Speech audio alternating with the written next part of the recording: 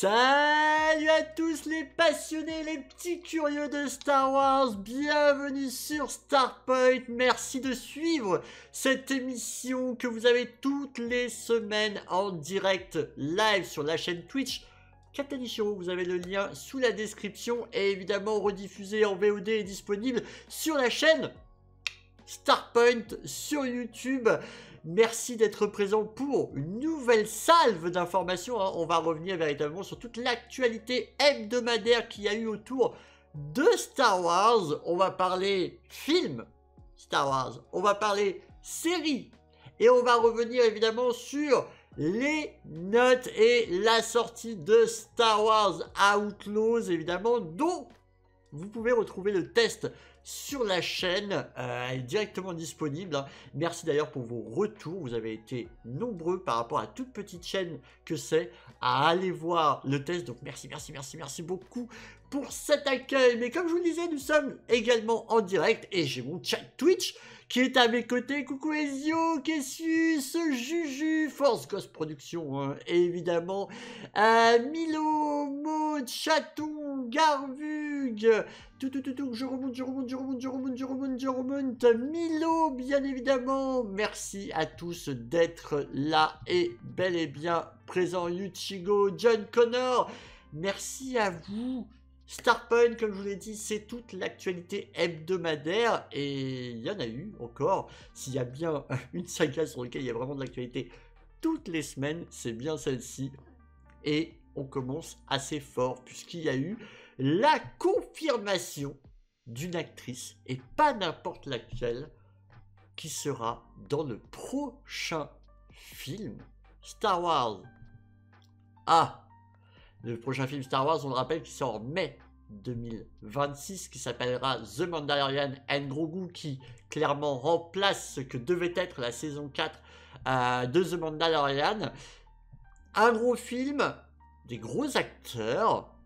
Petit pari pour ceux qui ne l'ont peut-être pas vu en termes d'actualité, une actrice spécialement. Et si je vous dis une actrice qui est spécialisée dans la SF. Genre, on l'appelle la reine de la science-fiction.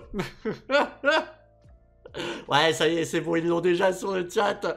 On va pas attendre plus longtemps, puisque c'est Sigourney Weaver. Il y a eu un article, du coup, qui est tombé, une interview de Deadline, encore eux, décidément, ils sont partout. À chaque fois, j'ai l'impression que Deadline a des infos sur Star Wars. Et ils ont pu avoir une grosse interview de Sigourney Weaver et ils se sont posé la question. Et alors, comme la reine qu'elle est, hein, elle a répondu en toute détente. Alors, je pense qu'elle a eu l'aval, évidemment, de Lucasfilm et de Disney. J'espère. La question était simple. Et le prochain film que vous allez tourner, point d'interrogation.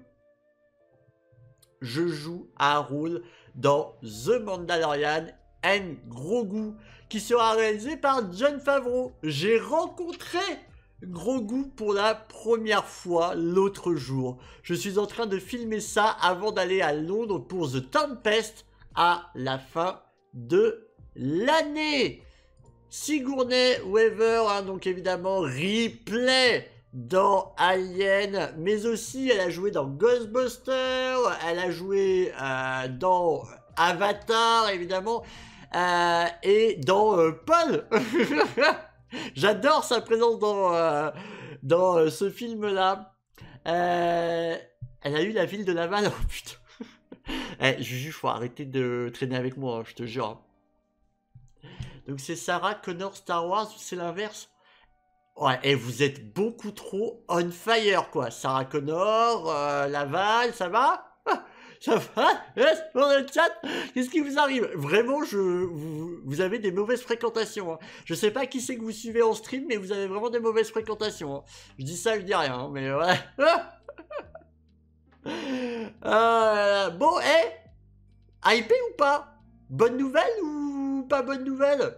Pour moi, très bonne nouvelle. Honnêtement, ça fait trop plaisir de voir Sigourney Weaver arriver dans Star Wars. Après, il faudra voir évidemment son rôle, s'il est important, pas important, si elle va devenir une pièce maîtresse autour de Star Wars et tout.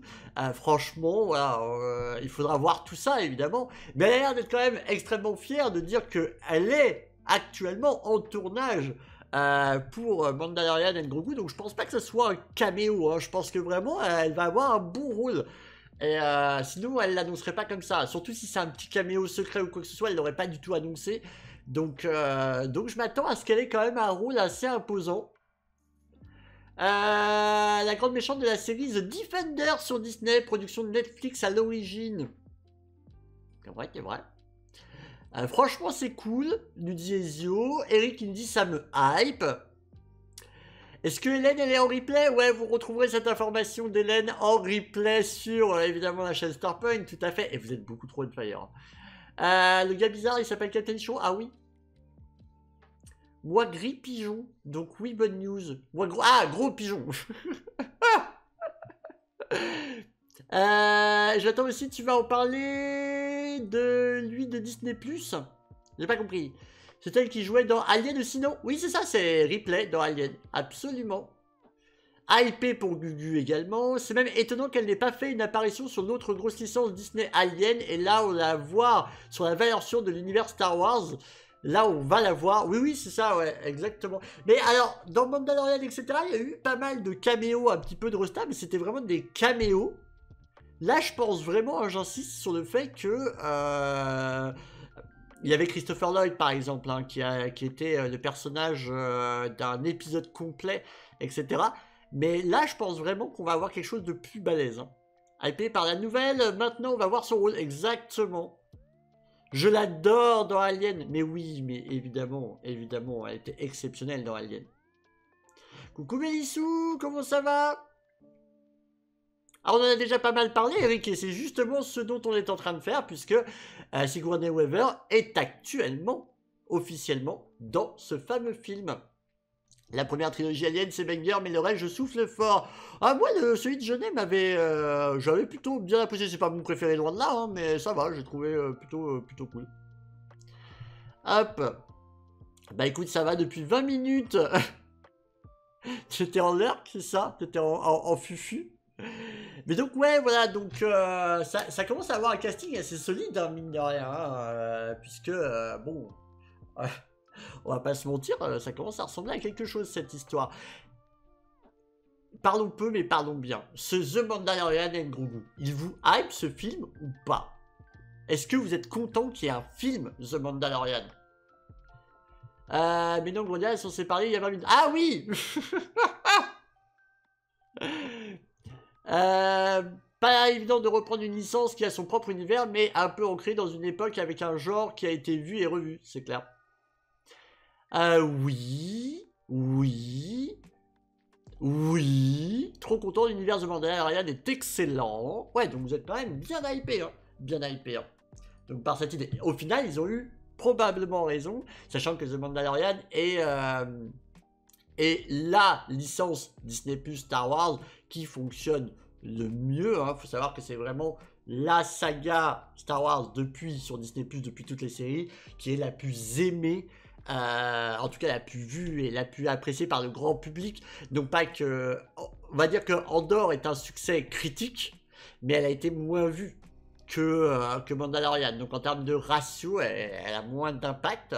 Mais en tout cas, The Mandalorian, ouais, c'est la série Star Wars. Maintenant que la série a bien mis les bases, faire un film avec des moyens pour que ce soit bien exceptionnel visuellement, c'est top. Ouais, je trouve que t'as raison. Hein. Le problème des films, c'est pas le temps de poser l'histoire. C'est clair. C'est vrai. Là, maintenant, on connaît les persos et tout. Andor, j'ai été agréablement surpris. Non, mais Andor est exceptionnel. Pour moi, c'est d'ailleurs la meilleure série. Mais pour le coup, elle a trouvé moins de public que Mandalorian. Et surtout la S2, hein, la saison 2 de The Mandalorian, qui est vraiment le créneau le plus apprécié. Elle va jouer la sœur de la femme qui a le garage avec les Non, non, mais vraiment, ouais, en vrai, je suis trop, trop, trop curieux de savoir qu'est-ce que ça va être son rôle. Vraiment. C'est très intéressant. Est-ce que du coup, vous pensez qu'il y aura peut-être un côté avec... est-ce qu'elle va jouer une grande méchante? Est-ce que vous l'imagineriez pas, grande méchante, un petit peu, vous savez, vu que on commence à être sur les cendres de l'Empire, la création du Premier Ordre, est-ce que elle serait pas un peu... Moi, je la verrais bien méchante. Je sais pas. Je mettrais bien une pièce. Je mettrais bien une pièce. Je sais pas. Ouais, dans The Defender, elle est méchante. Et dans Paul, hein, dans le film Paul, elle joue la méchante aussi. Très impatient de le voir, ce Mandalorian and Grogu, dit Uchigo. Ouais, je mettrais bien une petite pièce, ouais. Je sais pas, je la verrais bien du côté fin d'Empire, première. Une ancienne sénatrice, un commandant d'une unité de l'Empire, une mercenaire, pas bête aussi. Pourquoi pas, Jesus? Il y a de l'idée sur ce chat, hein. Ça cogite, hein. Pourquoi pas. Oh ouais, hop. Allez, on va passer à l'actu suivante, parce qu'on a quand même pas mal d'actu. Bon, justement, la semaine dernière, en parlant de deadline,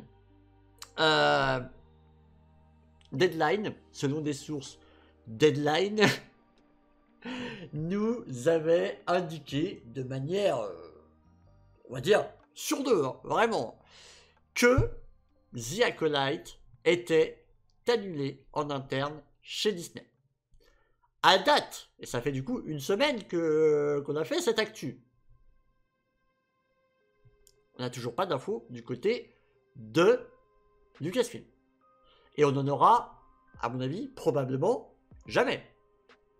Comme, pour l'instant, on est en suspense sur un The Book of Boba Fett saison 2, dont on sait très bien qu'il n'y aura pas de saison 2, mais ils n'ont jamais annoncé son annulation.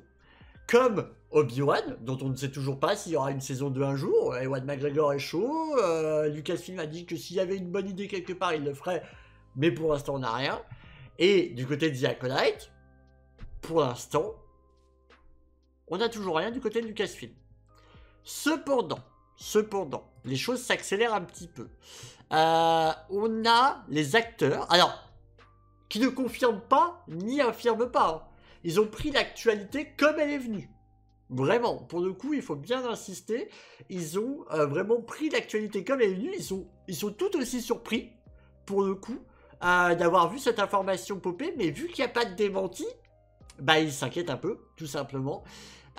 Et donc, du coup, bah, il y a plusieurs acteurs qui ont donné quelques mots. Je vais être très clair, les amis. Ça va un petit peu spoiler The Acolyte. Si jamais vous voulez pas du tout vous spoiler, vous pouvez baisser le volume et je vous ferai des grands coucous quand voilà, ça, on ne spoilera plus. Si ça vous va. Voilà, je vous ferai des coucous. Donc, si jamais. Mais ça va spoiler. Je suis désolé, mais c'est un peu obligatoire, du coup, par rapport aux annonces et à ce qu'ont dit les acteurs.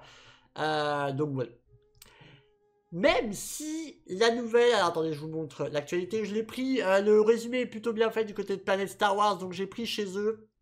Même si la nouvelle n'a pas été confirmée par Disney ou Lucasfilm, elle a fait l'effet d'une bombe dans le fandom Star Wars. La semaine dernière, le site Deadline a révélé que la série de Leslie Headland, The Acolyte, n'aurait pas de deuxième saison. Avec les vives réactions des fans, ce sont maintenant certains acteurs de la série qui s'expriment à leur tour. L'acteur Lee Jung-jae, qui a brillamment incarné Maître Jedi Sol, a réagi à la nouvelle en s'adressant à Entertainment Weekly. Il ne s'attendait pas à revenir pour la saison 2, car son personnage est, spoiler, mort, mais il avait toujours hâte de voir où Leslie Headland mènerait l'histoire ensuite et de pouvoir profiter de l'expérience en tant que spectateur.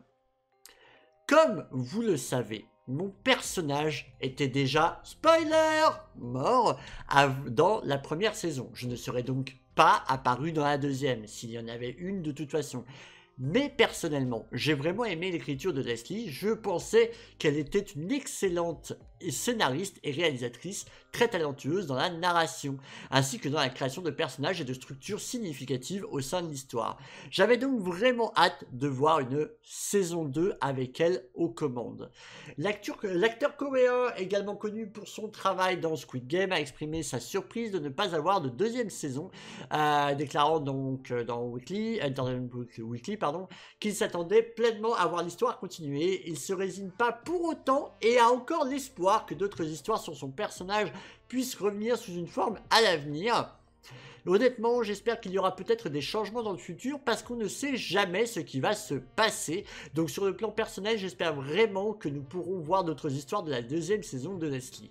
Un autre acteur de la série, Manny Jacinto, qui joue Kimir, c'est lui aussi fendu un message, ou plutôt une réaction plus subtile sur son Instagram, accompagné d'un émoticône en forme de cœur. La publication montre l'image de clôture de la première et désormais ultime saison de son personnage, debout main dans la main avec Osha qui regarde l'océan, toujours dans l'attente d'une annonce officielle. La série The Acolyte ne devrait bel et bien jamais revenir pour une saison 2. Pour preuve, Disney a fait retirer le merchandising lié à la série.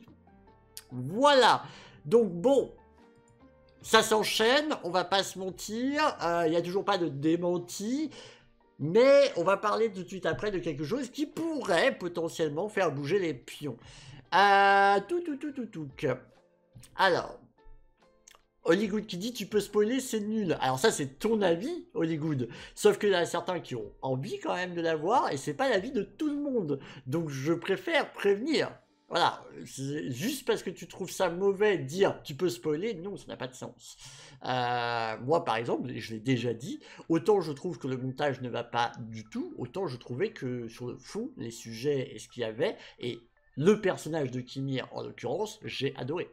Ces trucs-là. Ce que j'ai moins aimé, c'est le montage que j'ai trouvé pas bon du tout, mais c'est pas tellement de la faute de Leslie, c'est plutôt la faute de Disney+, qui avait besoin de 2 mois d'épisodes. Après, ça peut être une façon de réveiller la hype, ou le site qui tape dans la fourmilière pour voir s'il y a des infos qui tombent.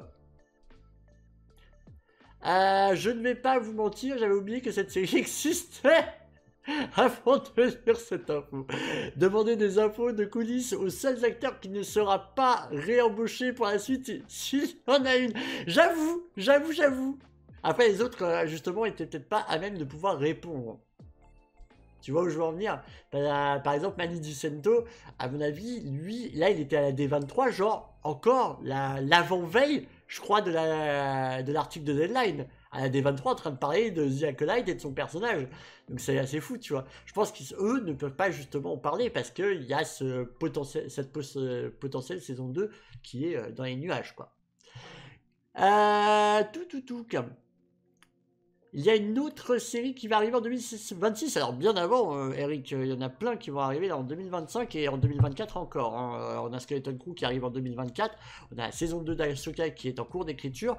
On a, qui a même fini son écriture. On a Andor saison 2 qui est encore en dérochage, qui est prévu pour 2025. Vous inquiétez pas, les séries du côté de Star Wars n'en finissent pas. Andor 2 avec des vrais acteurs. Mais encore une fois, Daphne Keane, je ne pense pas que ce soit une mauvaise actrice et elle a très bien joué dans The Acolyte. Seul, il n'a pas mal joué dans The Acolyte. Je ne pense pas que le problème vienne de la qualité des acteurs. Il y avait de très bons acteurs dans The Acolyte. Franchement, ils ont fait une suite à Star Wars épisode 7, mais pas à The Acolyte, je comprends rien. Alors, excusez-moi, monsieur Ezio, mais moi j'adore l'épisode 8, alors autant l'épisode 9, ok, autant l'épisode 7, ok, mais moi j'adore l'épisode 8. Avec un contrat de non-divulgation. Ah bah oui, non mais c'est pour ça que je te dis qu'à mon avis, si justement ceux qui sont encore dans la série ne peuvent pas parler, c'est qu'il y a une raison. Qui sont obligés de faire juste des images, c'est qu'il y a une raison. On arrête de spoiler. Voilà, pour ceux qui veulent rejoindre. Alors non, il n'y a pas d'annonce comme ça, Eric, officielle en tout cas. On verra si un jour il y a une série là-dessus, mais il n'y a rien d'officiel à ce niveau-là.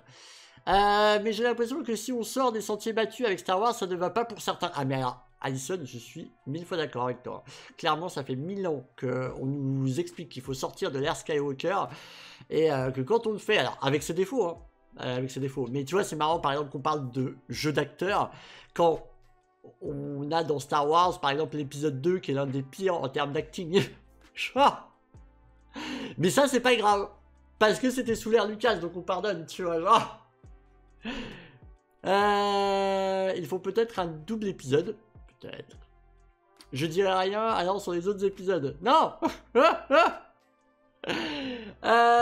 Coucou la lance de Mifa, comment ça va? J'espère que tu vas bien.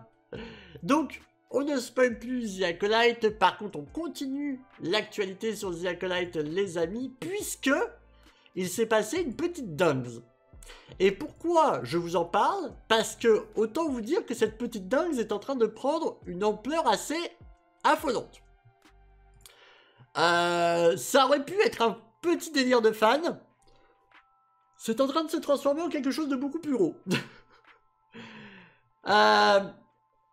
Clairement, en fait, il y a des fans qui sont mécontents de cette décision. Qui, clairement, voyaient justement The Acolyte la possibilité de pouvoir s'échapper un peu de l'ère Skywalker, de pouvoir tout simplement laisser le temps à la Haute République de s'installer. C'est genre, on a une saison sur la Haute République, on n'a rien eu le temps d'installer, que déjà faudrait voir ça, genre ça y est, c'est fini, etc. Non mais laissons un peu le temps, peut-être aussi une saison pour installer toute une série, c'est peut-être aussi un peu court, tu vois.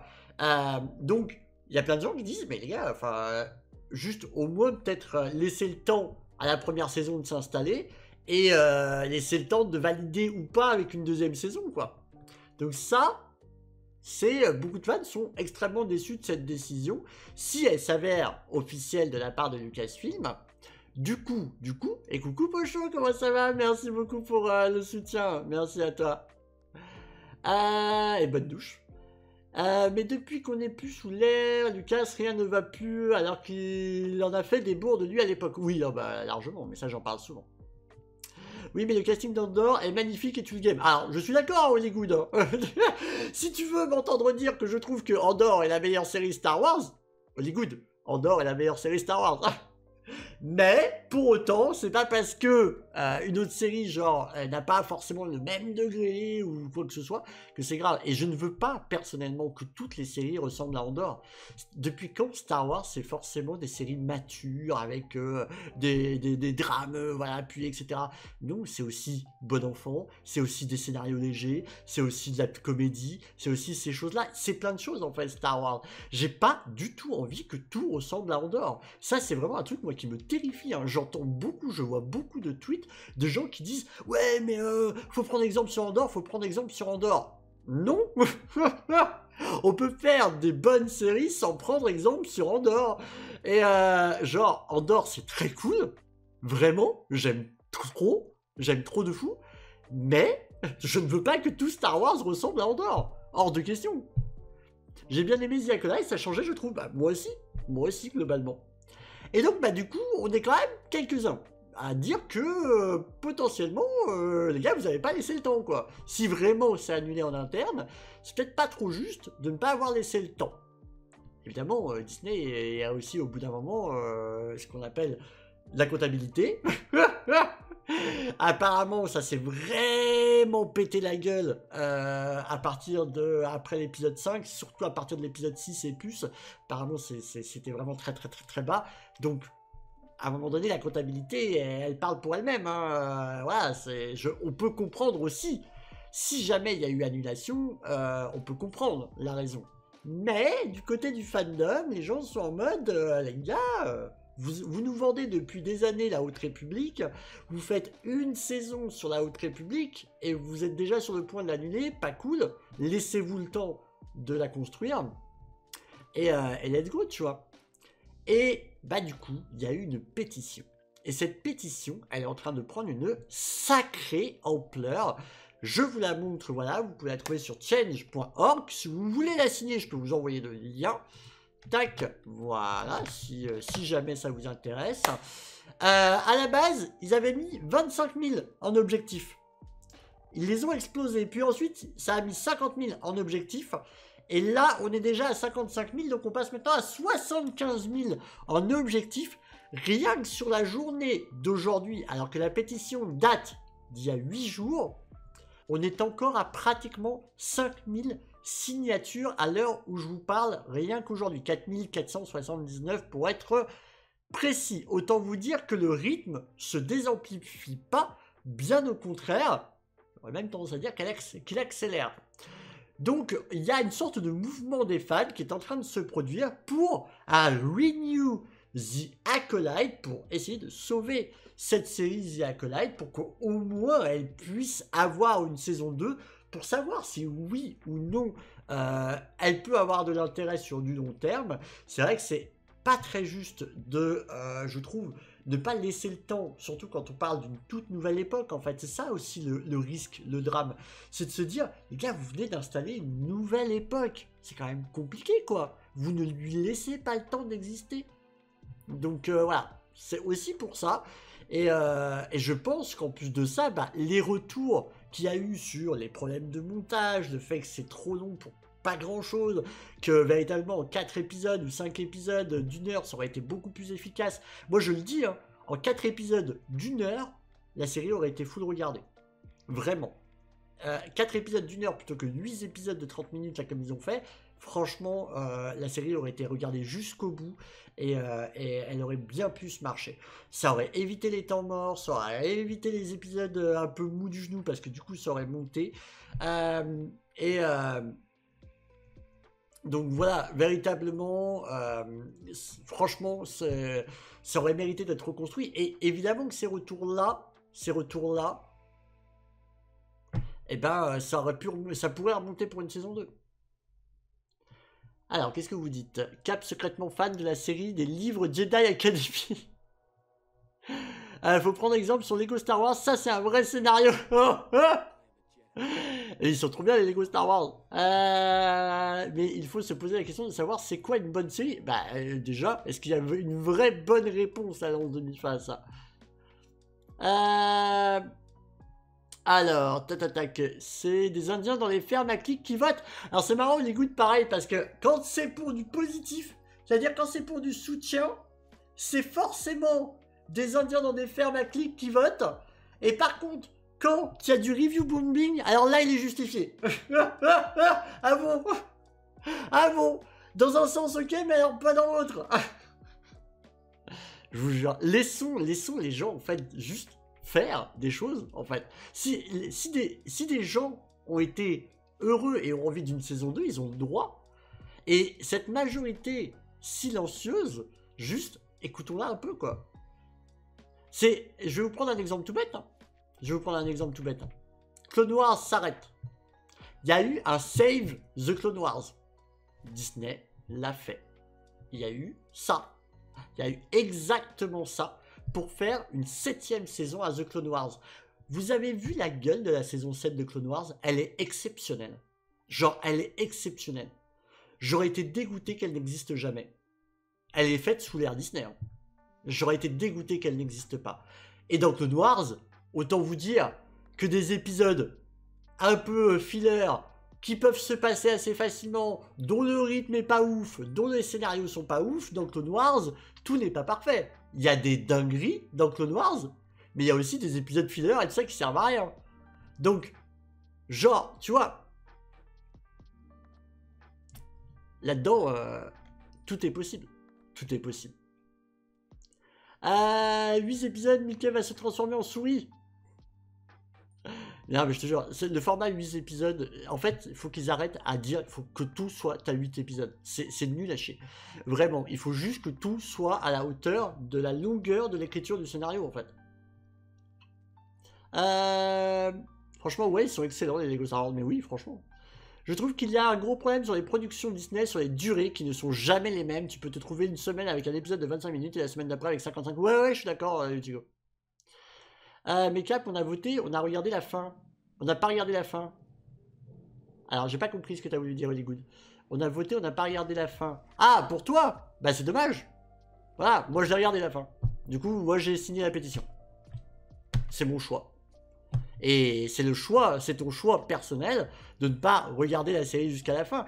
Mais ton avis personnel n'est pas l'avis de tout le monde.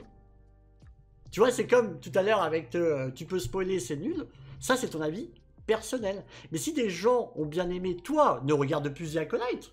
C'est toi, il n'y a pas de problème. Ne regarde plus The Acolyte. Tu n'en as pas envie. Ne le considère pas. Mets-le de côté. Et c'est fini pour toi. Il n'y a pas de souci. Personne ne te jugera là-dessus. Tu as le droit de ne pas aimer. Tu as vraiment le droit de ne pas aimer. Personne ne te reproche de ne pas aimer The Acolyte. Mais, en fait, penser pour les autres, ça non. Tu ne penses pas pour les autres. Tu penses pour toi-même. Moi, je te le dis.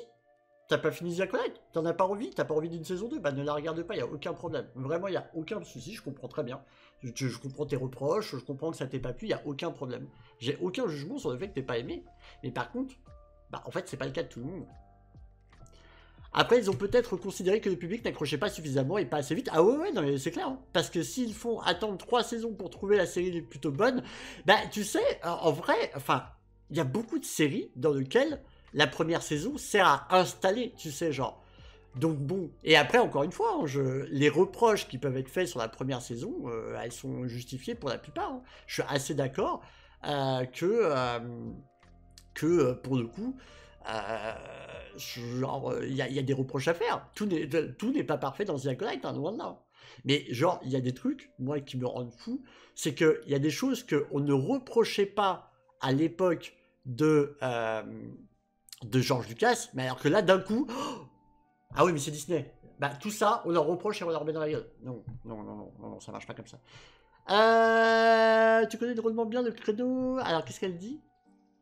Attendez. C'est mon choix avec Kevin Thomas tous les après-midi, le lundi au vendredi à 14h sur France 2. Ça existe encore, premier degré, ça? Les retirer le merchandising, c'est particulier. Oui, je suis d'accord, Cassius.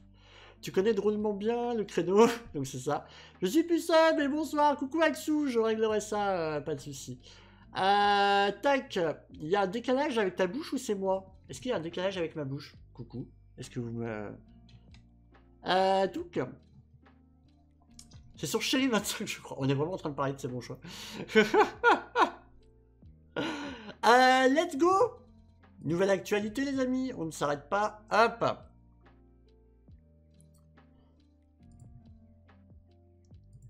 Et là, c'est la grosse actualité, les amis. Transition avec The Acolyte, justement. Vous allez voir que, en vrai, je suis content et en même temps, c'était bizarre. On y a échappé à quelque chose d'un peu, voilà. Donc, alors apparemment, Chaton, tu es la seule à me dire qu'il y a un décalage, donc je suppose que ça doit être de ton côté. Les autres ne me le remontent pas. Dites-le moi hein, s'il y en a un décalage au niveau de la voix, etc. Tout fout le camp, mes pauvres amis, c'est mon choix qui change de chaîne. Les...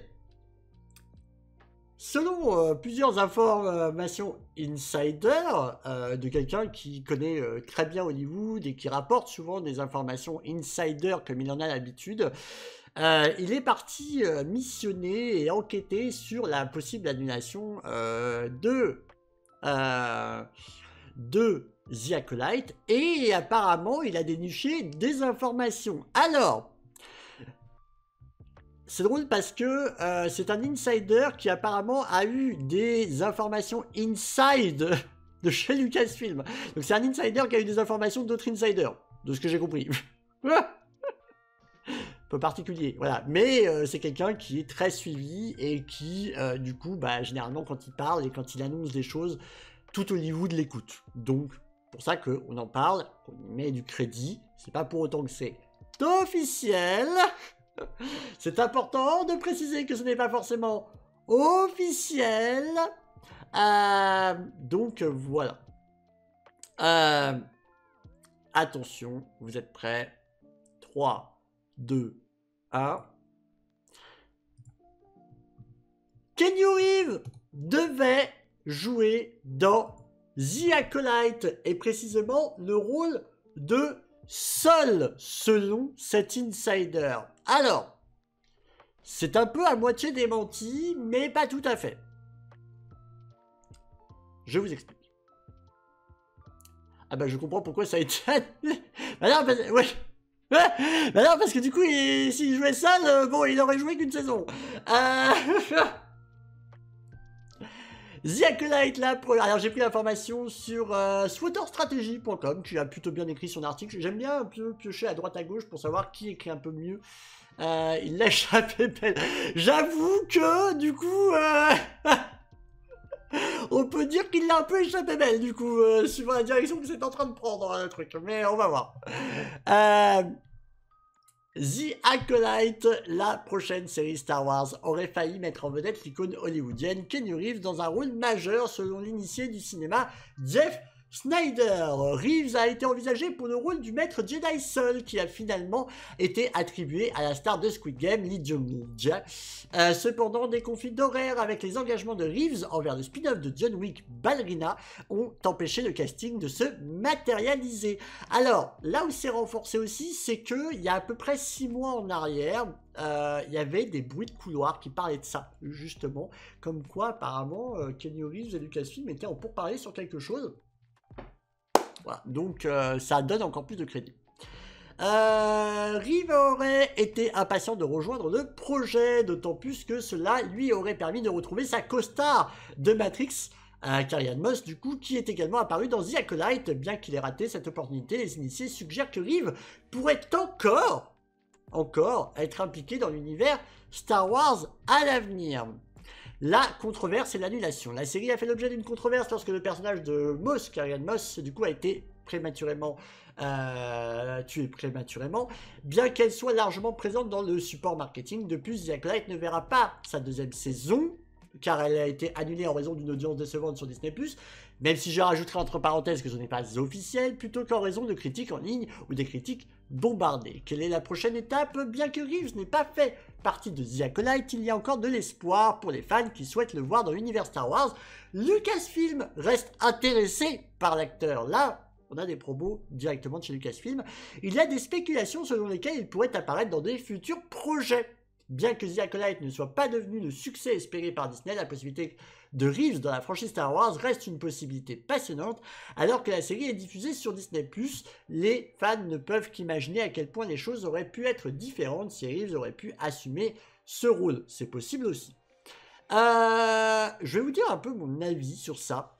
En vérité, je suis plutôt content que ça ne soit pas là-dedans qu'on ait vu Keanu Reeves pour du Star Wars. Autant je suis hypé par l'idée que Keanu Reeves rejoigne Star Wars, autant je suis plutôt content que ça ne soit pas là-dessus.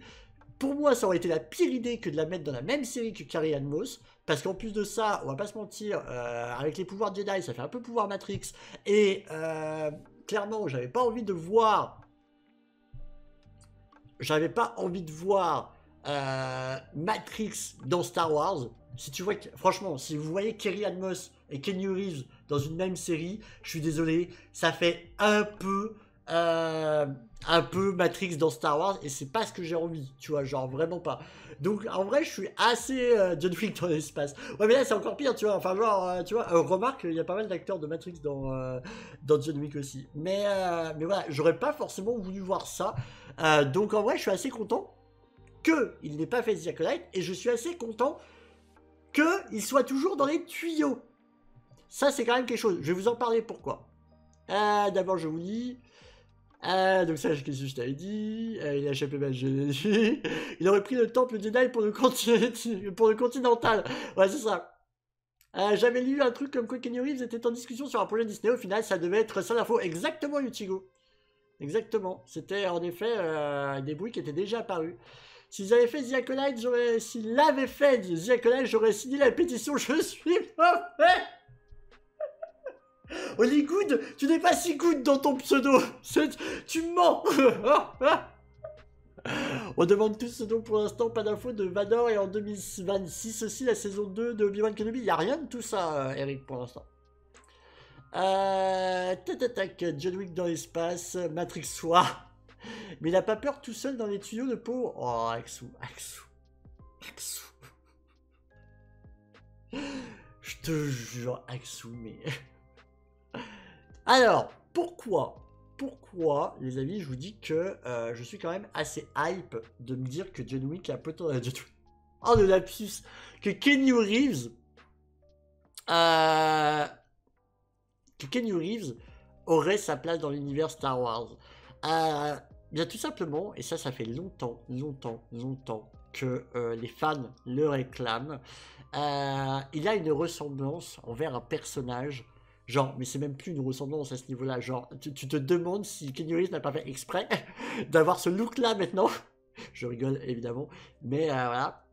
Je suis pas d'accord, pourtant Trinity jouait très bien dans Star Wars. Alors, vous ne m'avez pas compris, monsieur Ezio. Je n'ai absolument pas dit que Carrie-Anne Moss a mal joué dans The Acolyte, loin de là. Loin de là.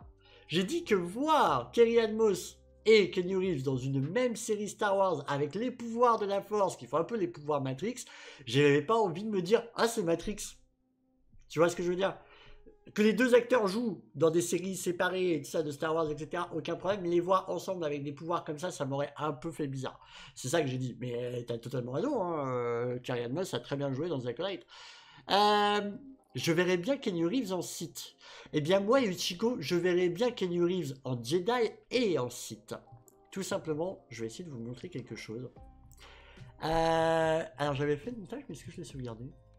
Je suis même pas sûr. Oui, voilà. Si vous connaissez un petit peu KOTOR ou l'univers de The Old Republic dans son ensemble, il y a un personnage extrêmement culte qui s'appelle Revan. Revan qui est un grand Jedi qui a été détourné au côté obscur, dont il a eu bénéficié d'une rédemption. Et vous le savez, les fans ont hâte et en même temps peur de voir arriver quelque chose d'assez important en live action du côté de l'ancienne République. Film, série, ce que vous voulez. Moi, je voterais plus pour une trilogie de films à gros budget. Mais concrètement, les fans ont hâte et en même temps peur. Mais traiter de The Old Republic, c'est le truc que tout le monde attend. Je pense que Disney en est parfaitement conscience, puisqu'ils ont canonisé la Old Republic. Hein, dans la frise chronologique, la Old Republic existe bel et bien, ils l'ont dit. Maintenant, je pense qu'ils essayent déjà de renouer avec les fans dans leur ensemble avant de prendre cette prise de risque qui sera extrêmement casse-gueule. Voilà, donc c'est genre, il va falloir avoir les reins solides parce que si tu te foires sur The Old Republic, c'est violent pour les fans. Vraiment, tu n'as pas le droit de te foirer sur The Old Republic. Donc, je pense qu'ils transpirent.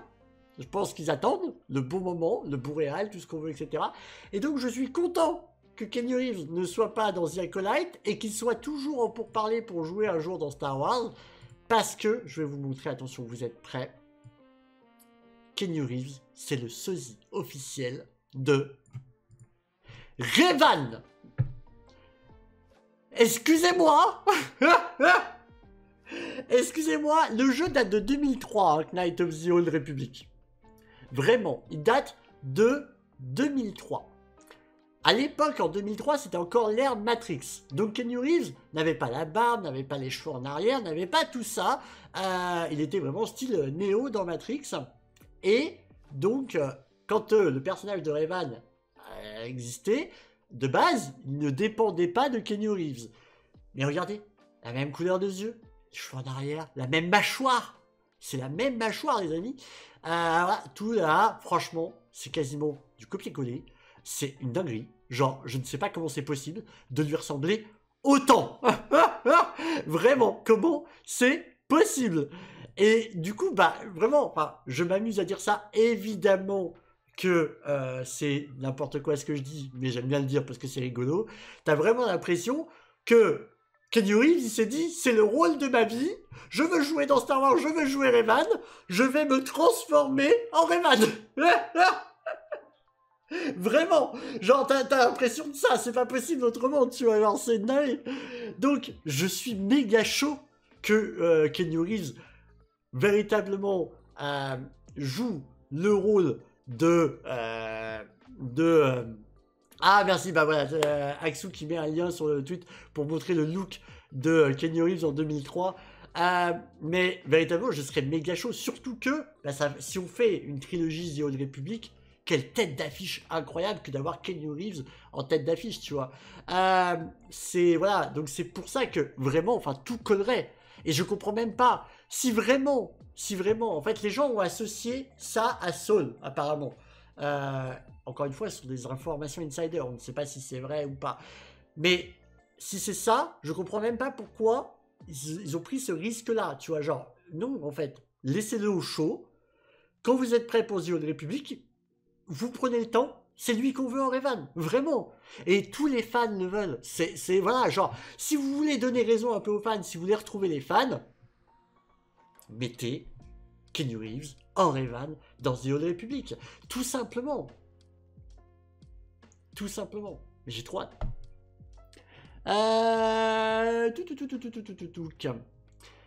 Voilà, c'est officiel, John Wick 5 Cap vient de dire. Non, arrêtez, je ne suis pas un insider. Bah, ils auraient mis Keanu Reeves dans le costume de Plagueis, comme ça c'est réglé. Mais non. Ah, on est d'accord, hein, Yuchigo, hein. Non, Mélissou, tu ne trouves pas de ressemblance? La ressemblance de Pauline du Chaton, oui, c'est lui, nous dit Hollywood. C'est son double. John Wick, c'est dans Star Wars, ce sera John Wick, oui. Ah oui, grosse ressemblance quand même. Oui, mais regarde du coup. Ah, alors attends. Bah ouais, mais toujours pas. C'est toujours pas Rayman. Ouais, il commence à avoir les cheveux un peu... Là, on dirait presque, tu sais, dans Point Break. On dirait presque dans Point Break. C'est juste qu'il a une légère barbe en plus, quoi. Throne, Keanu Reeves, une tuerie. Ah non, non, il est très bien, l'acteur qui joue Throne. J'attends de voir qu'il se révèle un peu plus. C'est le frère de Mikkelsen, j'ai bouffé son prénom. Mais j'attends de le voir plus dans de gros rôles stratégiques, parce que c'est vrai que c'est ce qui manquait peut-être un peu à la série Ahsoka, de devoir vraiment poser ses pions de manière stratégique. Mais non, il est très bien l'acteur. Enfin, je trouve. Et ouais, donc voilà pour l'information, c'est quand même la grosse info en vrai. Lars, merci. Merci beaucoup. Donc voilà, je voulais quand même vous en parler parce que je serais très très hype. Et le fait que Lucasfilm eux-mêmes disent qu'ils seraient ravis d'avoir Keanu Reeves dans les tuyaux quelque part, ça fait plaisir. Vraiment, ça fait plaisir. Mais ne faites pas un mauvais choix de placement. Revan. Et c'est tout. Revan. Petite information rapide, vous vous souvenez, c'était il y a une semaine ou 2 semaines, je ne sais plus, je vous avais parlé que Daisy Ridley allait être à Deauville pour recevoir un prix pour sa carrière, etc.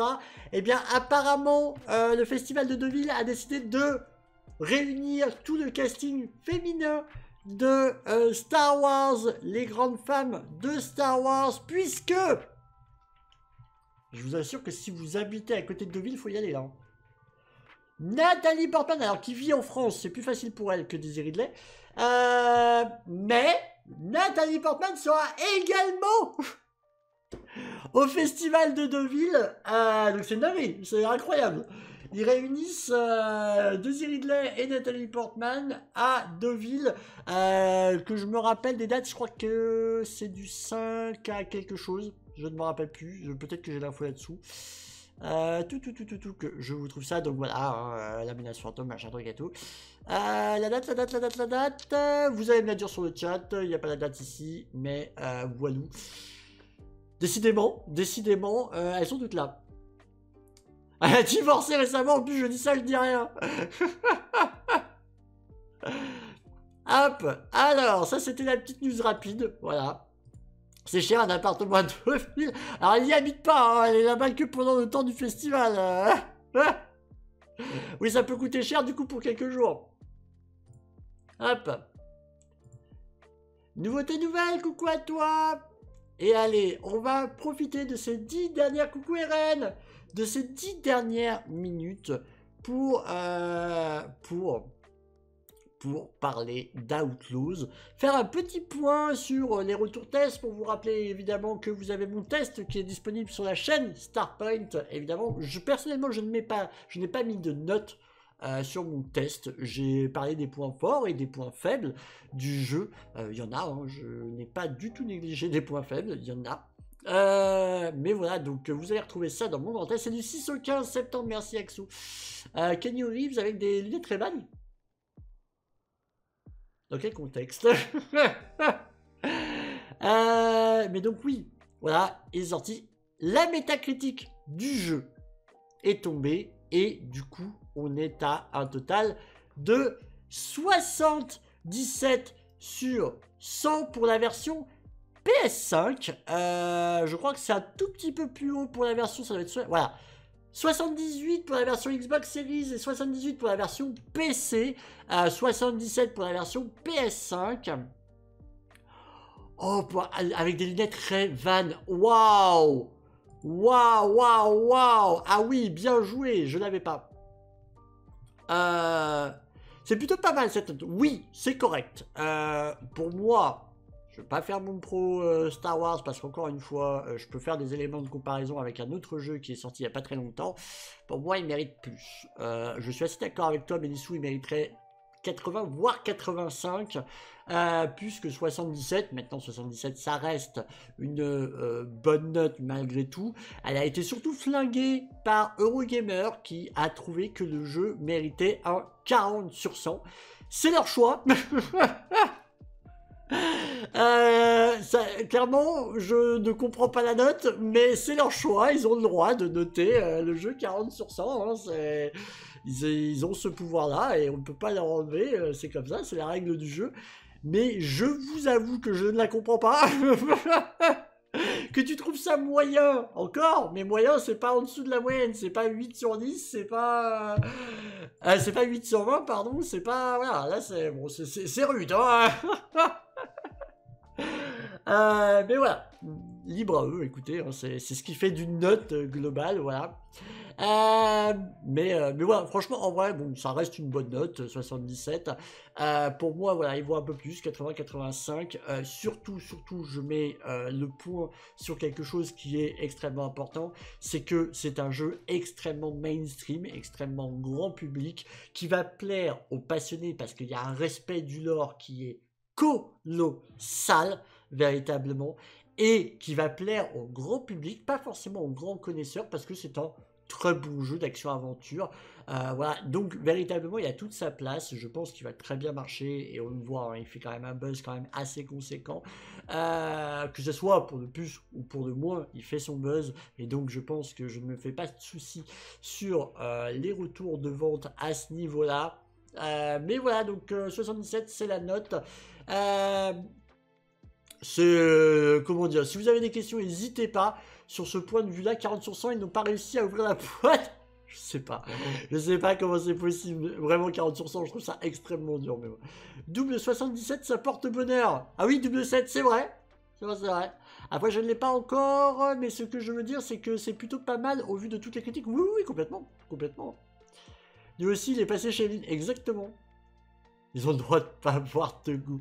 Non, mais vraiment, enfin, après, tu peux être passé complètement à côté, mais apparemment, alors, de ce que j'ai cru comprendre, Eurogamer, apparemment, et Ubi, c'est pas une grande histoire d'amour, de ce que j'ai cru comprendre. Alors après, je suis pas dans les petits papiers, les machins et tout, quoi. Mais genre, apparemment, ils avaient déjà flingué la preview, et Ubisoft, c'est pas dans leur cœur. Donc, ouais, quoi. Donc, ouais, il y a peut-être un peu de règlement de compte là-dedans. Je ne suis pas dans les papiers, j'en sais rien. Mais oui, dans quel monde c'est en dessous de la moyenne? Pas possible. C'est pas une baisse de points parce que c'est une production Ubisoft. On en a parlé hein, hier, savoir si il y a un bashing autour du pays, etc. et tout. Moi, j'ai eu des avis, voilà, genre, je l'ai dit très franchement qu'il y avait des choses qui m'énervaient depuis quelques temps chez Ubisoft. Pour autant, là, je trouve que justement, c'est un jeu qui a pris énormément de risques, qui a emprunté à énormément de jeux et qui est probablement le jeu Ubisoft qui ressemble le moins à un jeu Ubisoft. Il y a évidemment encore des points par-ci par-là, mais ils ont pris énormément de beaucoup d'autres jeux, ce qui en fait un jeu qui a du culot, véritablement, et qui en plus de ça est une lettre d'amour à la trilogie originale, mais pas que, aussi avec de gros critères sur la post-logie et sur la prélogie. Donc en vrai, voilà, genre, c'est un très bon jeu. Voilà, c'est vraiment un très bon jeu. Et voilà. c'est mon opinion, hein, voilà, ça ne vaut que moi. Il y a des défauts, les problèmes de zone. Je trouve que ça, c'est pas du tout 2024.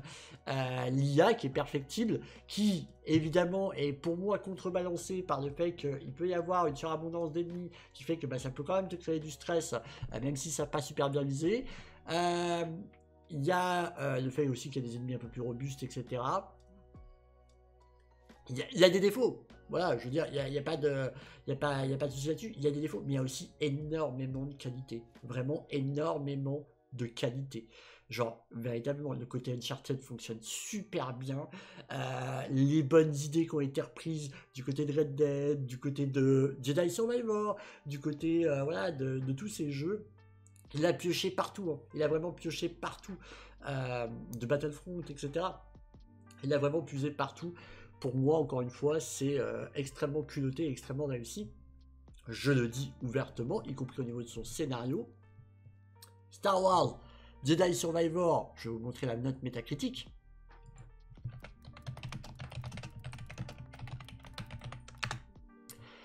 Jedi Survivor, c'est 85 sur 100, les amis. Bon, alors la note joueur est bien plus faible, mais regardez, c'est 6,9. Là, sur 10, hein, évidemment. La note joueur est sur 10, là où la note presse est sur 100.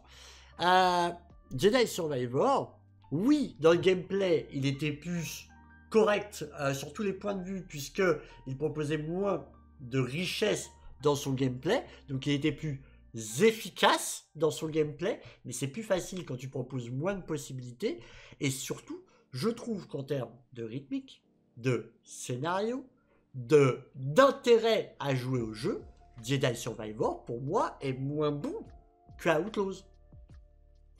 Et donc, malgré tout, 85 sur 100. Alors tout ça est mon opinion, mais je sais que je ne suis pas le seul à le penser dans la presse, etc. Donc, qu'est-ce qui explique ça? Moi, je trouve que y a la part belle au passif d'Ubisoft et qu'on a du mal à pardonner. Et je trouve ça un peu rude. Voilà, quand il y a quand même pas mal de trucs un peu comme ça, je trouve ça un peu rude. Alors que je suis encore une fois le premier, et j'insiste, à avoir dit que la présentation d'Ubisoft d'Assassin's Creed Shadow pour moi est vieillissante au possible, que j'ai critiqué pendant pas mal d'années, pas mal de prises de position d'Ubisoft au niveau du recyclage de leur gameplay à droite, à gauche, etc. Là, profondément, pour moi, c'est pas le cas, même s'il y a 2-3 mécaniques qui sont empruntées. Le gros des mécaniques est surtout nouvelle pour Ubisoft et fonctionne bien, vraiment bien. Donc, je ne suis pas d'accord en fait avec ça. Je ne suis pas, pour moi, Jedi Survivor ne peut pas être au-dessus de Outlaws, mais encore une fois, bah, je ne suis pas toute la presse, ils ont le droit de noter leurs notes, tu vois, mais voilà. Yutiko, j'avoue, ma peur, c'est d'avoir des points d'intérêt de partout et me retrouve avec une malfaçon sapin de Noël ou sa cliente de partout. Et bah, Yutiko, ce n'est pas le cas. C'est beaucoup plus épuré et tu peux encore plus l'épurer dans les réglages. Donc vraiment, tu vois, par exemple, ce point-là, où, alors je t'aurais rejoint à 1000%, eh bien, il est beaucoup moins présent dans Outlaws. Des ennemis qui savent pas viser dans Star Wars? Non. De mon côté, il est en route, je croise les doigts pour le recevoir demain. Ah, j'ai hâte pour toi, Alison. Et aussi, c'était pas un jeu Ubi. Bah ouais, il y a un peu de ça, vraiment. C'est un peu énervant, mais... il est moins bien noté que le jeu Pain dans Star Wars avec ton pouvoir sur le... J'ai pas compris. J'ai pas compris, Eric. Mais tu vas me le remettre correctement, il n'y a pas de souci. Donc voilà pour le petit point autour de Star Wars. Je voulais quand même faire un petit point sur la métacritique du jeu pour vous donner un petit peu mon avis sur ça. Voilà, pas totalement d'accord. J'aurais vu ça un peu plus haut et j'aurais surtout vu ça Jedi Survivor peut-être un peu moins et Outlaws un peu plus. Ce n'est que mon avis. Vous avez mon test en intégralité qui est disponible, d'autres tests que vous pouvez voir aussi à droite à gauche. Il y en a qui n'ont pas aimé, il y en a qui ont beaucoup aimé. Donc voilà, ça c'est un critère important que je voulais faire en point avec vous. Tu me rassures car Valhalla était affreux, la map illisible. Bah t'as pu le voir déjà, je crois Guska un petit peu sur les différents lives qu'on fait. puisqu'on le fait en live actuellement, hein, pour ceux qui nous regardent sur YouTube. Tu as pu voir que en fait, tu n'as que les points que tu valides, et c'est les uns après les autres. Tu as quelques items pour te dire que là, il y a un shop, etc. Et tout ça tient que sur une seule ligne. C'est vraiment épuré pour le coup. C'est pas un bordel de zone. Et je trouve qu'ils ont fait un sérieux beau travail là-dessus. Donc franchement, bravo à eux. Il y a du mieux. En fait, ce qui m'énerve, c'est que moi, je suis le premier à avoir dit que depuis des années, Ubisoft s'endormait sur leur laurier, qui recyclait tous leurs trucs à chaque fois, etc. Et là, on a un jeu qui s'est sorti les doigts. Vraiment. Et je trouve ça abusé qu'il y a encore du... Ah mais c'est bon, c'est pareil que tous les Ubi. C'est pas vrai. C'est factuellement pas vrai, en fait. On peut pas dire ça. Il y a plein d'options de gameplay qui n'ont existé dans aucun jeu Ubi. Donc non, en fait, on peut pas dire ça. C'est pas possible. Il y en a d'autres, hein, évidemment, qui sont empruntés. Hein, mais tu peux pas dire ça. Je comprends pas d'où ça vient. C'est exactement l'exemple que j'avais en tête, Gus, ça m'avait dégoûté du jeu. Mais je comprends, hein, vraiment, alors, Ichigo Yusuke, je comprends totalement. Moi, c'est quelque chose qui pour moi était absolument rédhibitoire dans les AC. Je t'avoue que je regarde pas trop le jeu en même temps, je veux pas me spoil, je peux totalement comprendre Guska. Je peux totalement comprendre ça. Si on peut le dire. Oui, tu peux le dire, mais ça n'a pas de sens. En tout cas, et bien voilà pour ce Starpoint, les amis. Pour ceux qui nous suivent en direct, le live n'est pas fini puisque nous allons justement jouer à Star Wars Outlaws et nous allons partir direction Tatooine.